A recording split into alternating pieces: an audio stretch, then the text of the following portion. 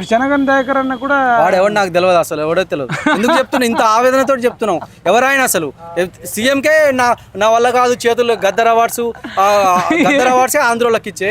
ఇక చెనగన్ దయాకర్ ఎవరు? మీ నల్గొండ పల్లీలు అమ్మినా కూడా కొనం ఆయన కాడ. చెనగన్ దయాకర్ ఎవరో కూడా తెలియదు మాకు. ఆయన పల్లీలు చింద్ర పార్క్ కాడ అమ్మినా కూడా ఆయన ఏ హోదాతో మాట్లాడుతుండే.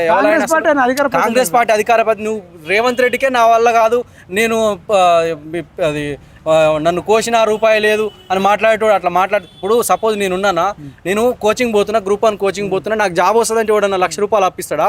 లేకపోతే నేను 10 సార్లు రాసిన 5 సివిల్స్ 5 సార్లు ఫెయిల్ అయినా నాకు ₹1,00,000 అప్పి అంటే వాడు ఇస్తాడా? ఇయ్యడు కదా.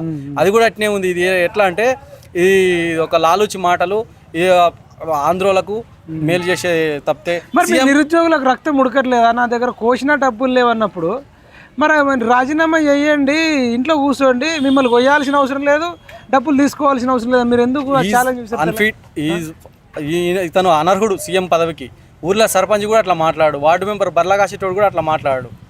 అన్ని పనికిమాలిన మాటలు, పొరంబొక్కుల మాటలు. అంటే దున్నే కాడ దూడలంటావు, మేసే కాడ కోడలు అంటావు.